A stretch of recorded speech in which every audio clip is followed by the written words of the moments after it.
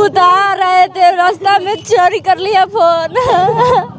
पढ़ाते थे, वो बहुत अच्छे व्यक्ति थे। वो कभी नहीं। नमस्कार, आप लोग देखना शुरू कर चुके हैं बिहार वाला और मैं हूं मिथुन कुमार। हमारे पीछे जो देख रहे हैं ये पूरे गांव के सब लोग इस दरवाजे पे आए हुए हैं, क्योंकि इस दरवाजा पर एक जनाजा लाश रखा हुआ है और ये कहीं और नहीं मुजफ्फरपुर की घटना है। लेकिन पुलिस प्रशासन की बात माने कि इस परिजन की बात माने, किसी का बात कहने में असंभव लग रहा है। ये कुछ और कह रहे हैं और पुलिस प्रशासन कुछ और कह रहा है। लेकिन पुलिस प्रशासन जिस हिसाब से पूरे मुजफ्फरपुर के सोशल मीडिया में चल रहा है कि एक व्यक्ति था जो ट्रेन से हाजीपुर की तरफ से मुजफ्फरपुर आ रहा था, तो सेल्फी लेने के क्रम में उसकी मृत्यु जो है सो गिरने के दौरान हो गया हुआ है। पुलिस प्रशासन और वहाँ के मीडियाओं का कहना है। लेकिन हम इसी की हकीकत जानने के लिए यहाँ परिजन के पास आए हैं कि जिनका जो घर से गुजर गए हैं उनकी बात को हम रखेंगे कि आखिर इन लोग का क्या मामला है। ये लोग कह रहे हैं कि पुलिस अपनी बात झूठी बता रही है, हम लोग की बात नहीं सुनी है और अपनी मर्जी की दिखा रही है, कि जबकि वो बच्चा आज तक कोई रील नहीं बनाया। उसके फेसबुक आईडी पे आप जाइए, देखिए उनका कहना है कि आज तक हमारा बच्चा कोई रील नहीं बनाया, सबसे बड़ा टीचर थे। तो आइए परिजन बात करते हैं। और इनके साथ यही लड़की है, जो इनके साथ यात्रा कर रही थी, वो लड़की यही है जिनके साथ ये यात्रा कर रहे थे। आप कौन हुए उनके? हम उनके बड़े भाई हुए। क्या नाम था उनका? उनका एमडी औरंगजेब। तो औरंगजेब मतलब सेल्फी लेने में गिर गए थे क्या? जी नहीं, वो सर वो भांजी को जो एग्ज़ाम दिलाने के लिए गए थे और वहाँ से वापसी आ रहे थे हाजीपुर से। उसके क्रम में वो टिकट लेकर के अंदर बैठे हुए थे।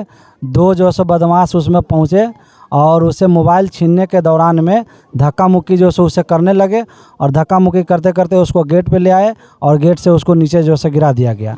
मुजफ्फरपुर में पुलिस तो कह रहा है कि वो सेल्फी ले रहा था ऐसा। सर हम लोग जब थाने में जीआरपी के जैसे थाने में पहुँचे तो वहाँ हमें जो है सो बोल रहे हैं कि आप लोग हल्ला चिल्ला यहाँ पे मत कीजिए, मीडिया आ जाएगा तो फिर बात जो है सो गड़बड़ हो जाएगा, फिर जो है सो चोर को पकड़ने का वो साजिश हो जाएगा, ऐसे वैसे हम लोगों को समझाने लगे। तो हम लोग उसके दबाव में सर आ गए। इसके लिए वो बोल रहे हैं कि आपको सिर्फ मुआवजा से मतलब है, आपको मुआवजा दिलाने का मैं पूरा प्रयास करूंगा और आप जो है सो हल्ला चिल्ला यहाँ पे कोई किसी तरह का अफवाह न करें। एफआईआर का कॉपी है? एफआईआर सर हम उनको बोले करने के लिए, तो वो हमें बोल रहे हैं कि एफआईआर नहीं होगा, हम हुड्डी एक जो होता है समूह मृत्यु प्रमाण पत्र, वो हम आपको जो है पेश करेंगे और उसी से आपका जो है सो मतलब मुआवजा मिल जाएगा। पोस्टमार्टम रिपोर्ट मिला है? कुछ भी सर हमको नहीं दिए।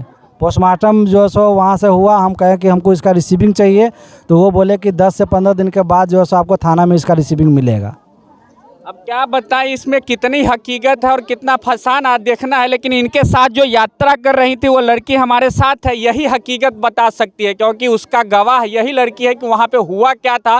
प्रशासन झूठ बोल रहा है कि इनके परिजन झूठ बोल रहे हैं, क्योंकि प्रत्यक्ष का गवाह यही लड़की दे सकते हैं, क्योंकि उस समय यात्रा कर रही इनके साथ वही थे। क्या नाम है आपका? रुखसार खातून। मेरे मामा गाड़ी में थे और मैं भी गाड़ी में थी, दोनों गोरा बैठे हुए थे और दो आया, वो मुंह में उजला कलर के सफ़ेद का मुंह बांध लेता। वो मेरी मामा मोबाइल छीनते छीनते के गेट पर गए, उसके बाद मेरे मामा को धक्का देते। कहाँ से आ रहे थे आप लोग? हाजीपुर से आ रहे थे, लालगंज से आ रहे थे, न्यू सीतामढ़ी में। लालगंज से ट्रेन तो नहीं आती थी ना, हाजीपुर से आ रहे थे। तो ये घटना कैसे हुआ? ट्रेन रुका हुआ था वहाँ पर कि चल रहा था? चल रहा था, ट्रेन चल रहा था। उसी में चढ़ गया वो लोग? हाँ। तो अंदर आया, आपसे मोबाइल छीनने लगा, क्या किया उनको पूरा बताइए कि पहले वो लोग आया तो क्या हुआ? वो लोग आया तो थोड़ा देर ठहरा रहा, उसके बाद कहा कि भाई साहब थोड़ा मोबाइल मिल सकता है, तो मामा बोले कि नहीं मिलेगा। उसके बाद दोनों को आया, मोबाइल छीना छुनी करते करते उसको गेट पर ले गया, उसके बाद जाकर धक्का। तो मोबाइल छीनने के चक्कर में वो भी कूद गया और आपके मामा को लेके भी गिरा दिया? मामा के गिरा दिया। उसके बाद हाँ। तो ट्रेन वहाँ पे रुका कि ट्रेन चल रहा था? चल रहा था। तो आप उसमें से उतरे कि आप वहाँ से चली आए? हम भी वहाँ से चले आए और उसके बाद मुजफ्फरपुर आ गए। स्टेशन पे आए तो हल्ला वगैरह या फोन किए किसी को? नानी के फ़ोन किए थे। नानी को फ़ोन किए। पुलिस वाला आपसे पूछताछ किया है कि क्या हुआ? पुलिस आपसे पूछा कि हाँ आपके मामा के साथ क्या हुआ नहीं हुआ? हमको से पूछा लेकिन हम कुछ भी नहीं, हमको होश में नहीं थे। आप उस समय होश में नहीं थे? पुलिस वाला आपका बयान नहीं लिया है?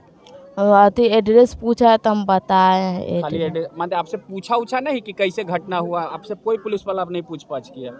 अब बताइए, उस घटना की एक इकलौती गवाह है, जिनके मामा गुजर गए हुए, उनके ये इकलौती गवाह है, लेकिन इनका बयान तक लेना पुलिस मुनासिब नहीं समझा। अब इससे हम क्या माने, किसकी बात को हकीकत माने? पूरा परिजन, अब बताइए, एक बार पूरा गाँव यहाँ आया हुआ है, अब पूरा गाँव के सब लोग कहते हैं कि वो टीचर थे, एक स्कूल में पढ़ाते थे, आज तक कभी रील नहीं बनाए, और पुलिस कह रहा है, वहाँ के लोग कह रहे हैं कि वो रील बनाने में वहाँ से गिर गए। अभी किसकी बात को हम भरोसा करिए? पूरा गांव का लोग झूठ बोल रहा है क्या? अब बताइए, तो पूरा गांव का जानते थे आप लोग उनको? रील बनाते थे वो लोग? नहीं जी, नहीं जी, नहीं नहीं पढ़ाते थे, वो बहुत अच्छे व्यक्ति थे वो। रील बनाते थे? कभी नहीं, कभी नहीं। कभी नहीं।